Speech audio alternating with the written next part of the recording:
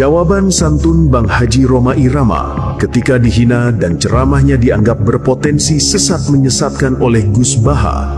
Namun dia sendiri malah bergandeng jembut dengan golongan Habib Yaman, penyebar kesesatan yang sesungguhnya. Suatu saat ada penyanyi dangdut top terkenal di Indonesia. Ya penyanyi ya dai. Penyanyinya cowok loh, sama jangan bayangkan dangdut putri, enggak itu cowok sudah tua lagi. Jadi potensi halalnya ada lah maksudnya gitu.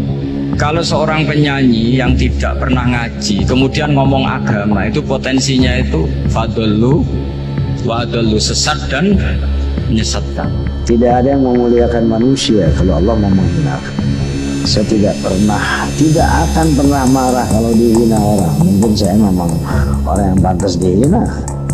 Ya saya bukan orang yang mulia. Saya tidak akan pernah marah dibully orang. Kita tahulah bahwa Kiai Bah itu alim, ya kan, alim, sangat luar biasa. Satu, yang kedua kalinya, kalau memang Haji Rhoma Irama itu tidak dianggap orang yang bisa ngaji, ya tak, itu dianggap menyasarkan fatwanya Haji Rhoma Irama. Saya mohon maaf, perimbangannya apa? Para habaib klan Baklawi ini itu yang betul-betul menyesatkan pada umat bangsa Indonesia. Kenapa Kiai Bah tidak pernah mengkritik? Kurofatan yang dijalankan semuanya tahu. Kenapa Kiai Bah diam saja?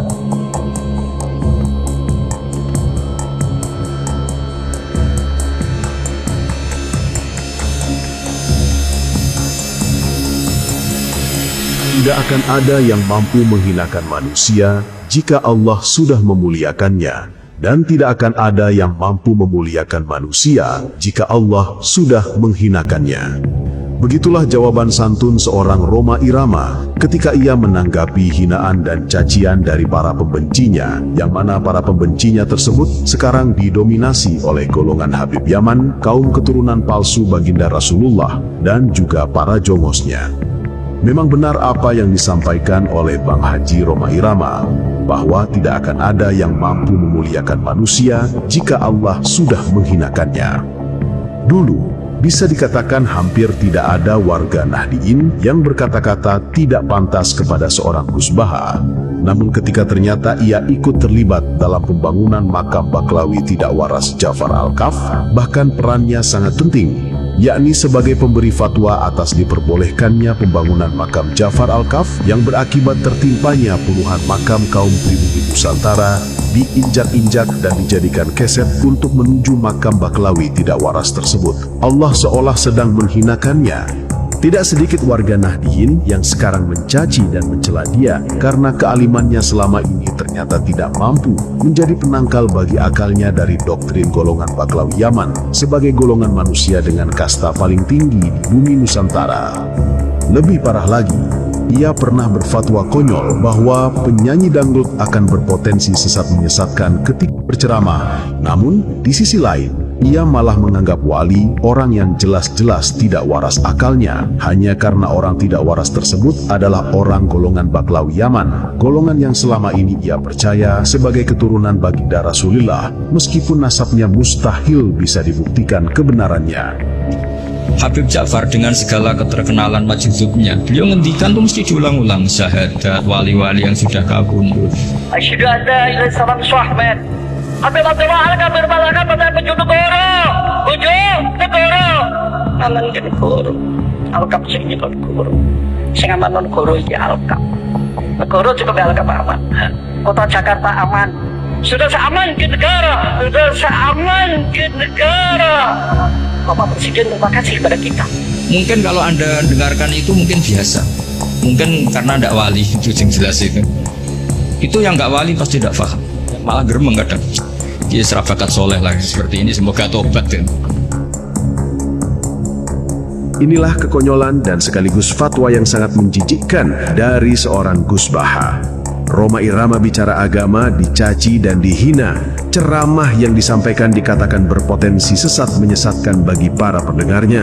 Sedangkan orang tidak waras, seorang pengidap gangguan jiwa, difatwakan bahwa dia adalah seorang walinya Allah Ta'ala. Dan difatwakan juga kuburannya wajib dibedakan dengan makam kaum pribumi Nusantara, yang akhirnya membuat makam kaum pribumi dijadikan keset, diinjak-injak sebagai jalan menuju makam orang pengidap gangguan jiwa tersebut.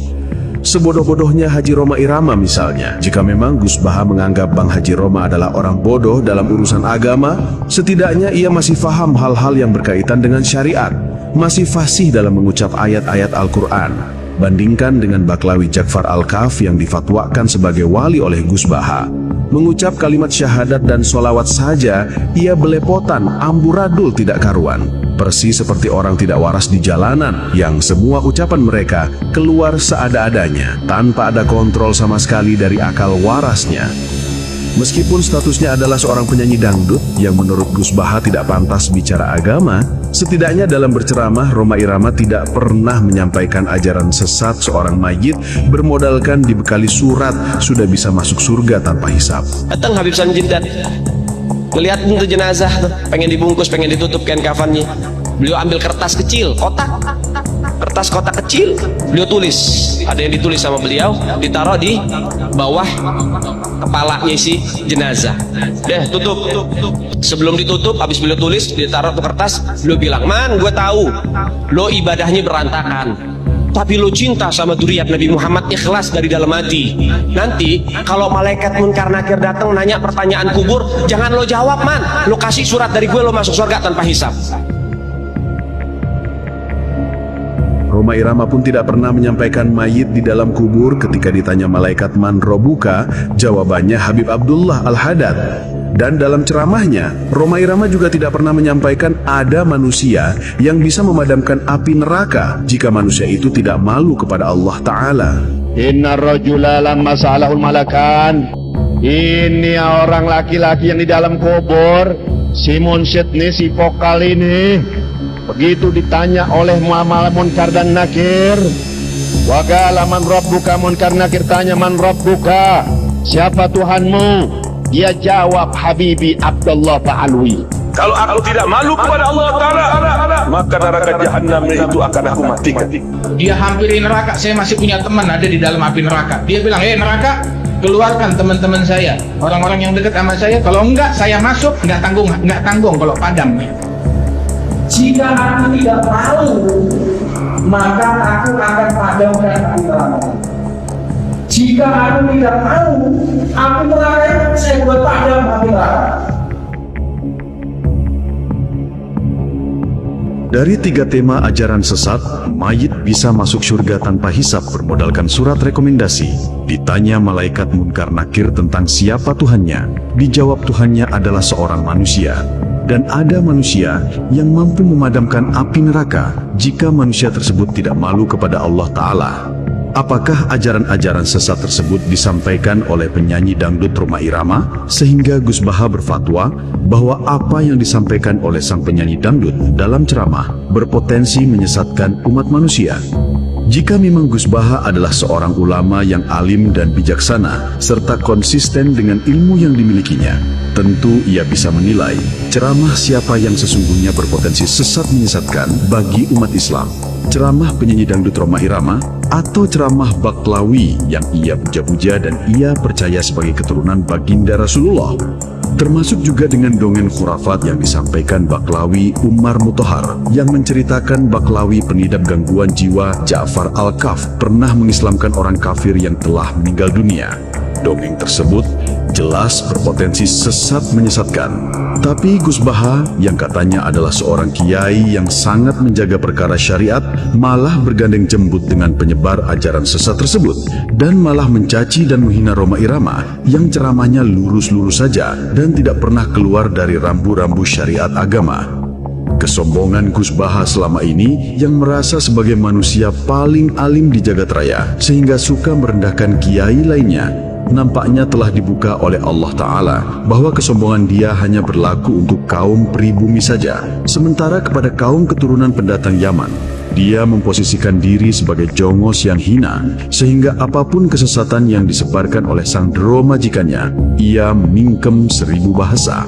Sebab bisa jadi ajaran sesat yang disebarkan oleh para bendoro majikannya dalam pikiran Gus Baha itu bukanlah kesesatan, melainkan sebuah kebenaran tersembunyi yang sirnya tidak bisa dijangkau oleh orang awam pada umumnya.